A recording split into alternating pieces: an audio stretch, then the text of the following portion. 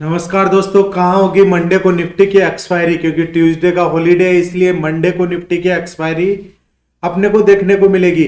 आज मार्केट की बात करें तो निफ्टी ने 486 पॉइंट डाउनसाइडेड में क्लोजिंग दिया है। वहीं सेंसेक्स ने 1690 पॉइंट और बैंक निफ्टी ने भी 1433 पॉइंट की गिरावट है वो देखने को मिली है।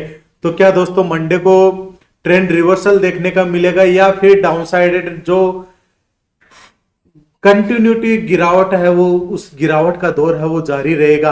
आज के निफ्टी 50 के स्टॉक्स की यदि हम बात करें तो सभी की सभी स्टॉक्स आउट ऑफ 50 स्टॉक्स में 44 स्टॉक्स ने रेड में क्लोजिंग दी है।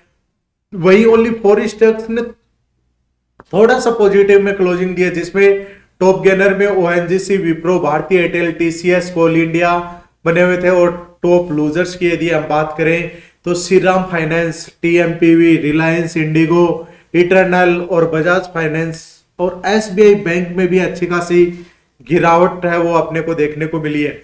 यदि बैंकिंग सेक्टर की बात करें तो दोस्तों ये 2 दिन 4 दिन की चांदनी के बाद वही अंधेरी रात वाली बात हो गई। मार्केट गिर रहा था और उसके बाद में 2 दिन वापस से थोड़ा सा स्लाइटली ग्रीन अपने को देखने को मिला और उसके बाद आज सेम वही कहानी मार्केट रिपीटेड करता हुआ 1433 पॉइंट की अप्रो 2.67% की गिरावट है वो अपने को देखने को मिली है। बैंकिंग सेक्टर सभी के सभी स्टॉक्स है वो आज रेड में क्लोजिंग हुई है, जिसमें टॉप लूजर्स कौन था? Canara bank, PNB bank, SBI bank, bank of Baroda और इंडसइंड बैंक है वह अपने टॉप लूजर्स बने हुए थे। तो दोस्तों निफ्टी की एक्सपायरी है और एक्सपायरी में हमें किस तरीके से ट्रेड करना है?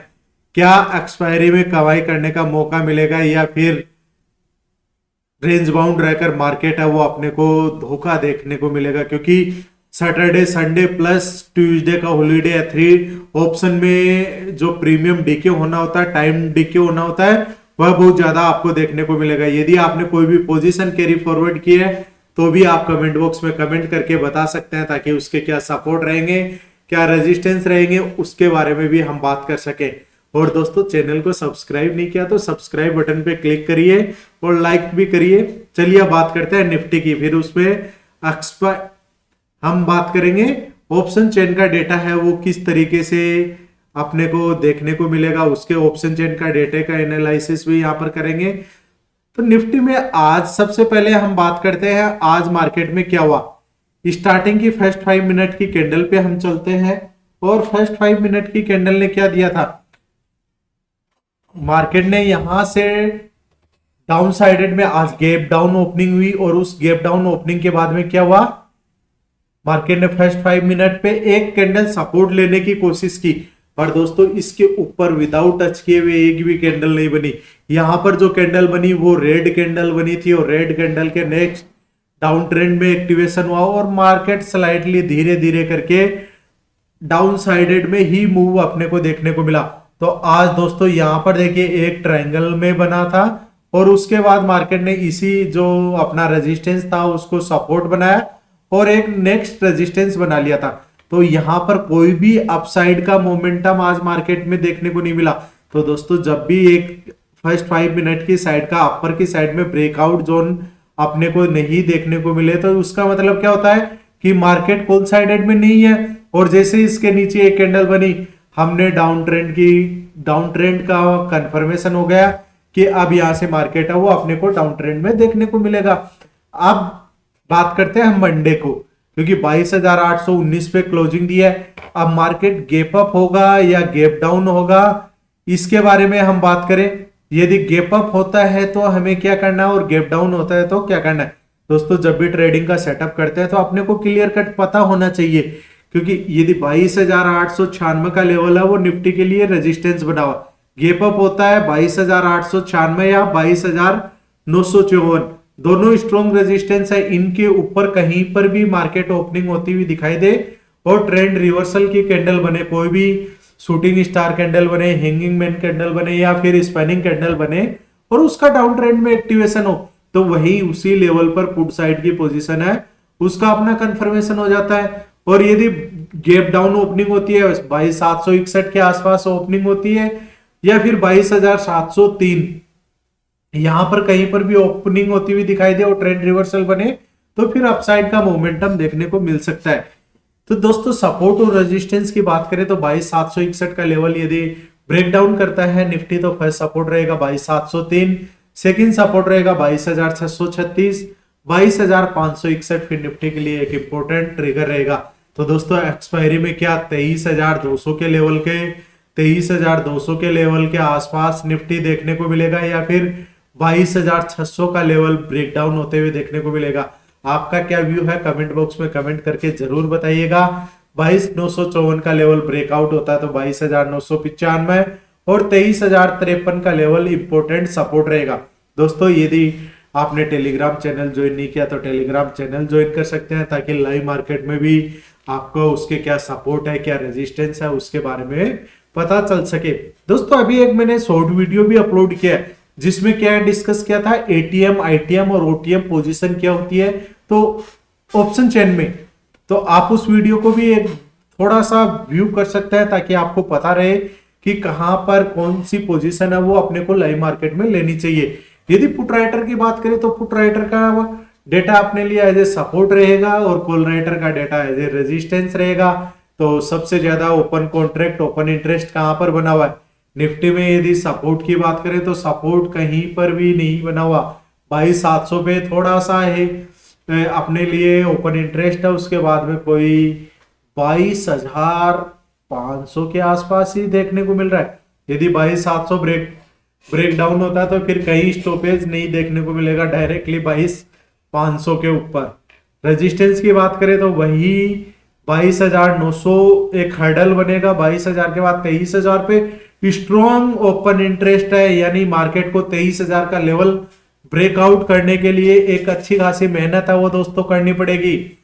जब तक मार्केट 23,000 का लेवल ब्रेकआउट नहीं करेगा तब तक अपने को अपर साइड का मोमेंटम शिफ्ट होता हुआ नजर नहीं आएगा। यदि 23,000 का शिफ्ट होता है तो फिर 23,200 तक के लेवल्स आते हुए नजर आ सकते हैं अकॉर्डिंग टू ऑप्शन चेन का डेटा। दोस्तों सभी सपोर्ट और रेजिस्टेंस है ये ओनली एजुकेशनल पर्पज के लिए है, इन पे बाय और सेल का रिकमेंडेशन किसी को नहीं दिया जाता। उसके लिए आप अपने फाइनेंशियल एडवाइजर है उससे संपर्क कर सकते हैं। बात करते हैं सेंसेक्स की, गिरावट 1690 पॉइंट 2.25% एक दिन में। तो ये जो अपना म्यूचुअल फंड का पोर्टफोलियो है चाहे स्टॉक्स का पोर्टफोलियो है उसको रेड और रेड कब तक रिटेल इन्वेस्टर है वो सहता रहेगा, कोई अता पता नहीं है। कब ये आकर वॉर की बोल देते हैं कि 5 दिन रोकेंगे 10 दिन रोकेंगे और फिर वहां पर अटैक कर देते हैं। अब सप्लाई रोक रखी है तो क्रूड और गैस की आपूर्ति नहीं हो रही है तो फिर मार्केट पे प्रेशर बना हुआ है और इसी मार्केट पे कुछ दिग्गज है वो बता रहे हैं कि और डाउन साइडेड मूव आना बाकी है। तो यहाँ पर रिटेल इन्वेस्टर पूरी तरीके से डरा हुआ है। अब इस टाइम पे अपने को क्या करना है, इंट्राडे ट्रेडिंग के साथ साथ दोस्तों आप अवॉइड करिएगा बीटीएसटी करना ताकि आपको उसमें न्यूज के बेसिस पे जो लॉस होना होता है वो नहीं हो। तो इसलिए मैं यही सजेस्ट करूंगा कि बीटीएसटी करना अवॉइड करिएगा, इंट्राडे में जो भी आपका जो सेटअप होता है उसके ऊपर काम करिएगा। 73,821 सेंसेक्स के लिए एक रेजिस्टेंस बना हुआ है, यदि यहां से ब्रेकआउट होता है तो 74,234, 74,509 और 74,871 का लेवल सेंसेक्स के लिए एज इंपोर्टेंट रेजिस्टेंस की तरह काम करेंगे। अब बात करते हैं सपोर्ट की। सपोर्ट पे क्या है 73,304।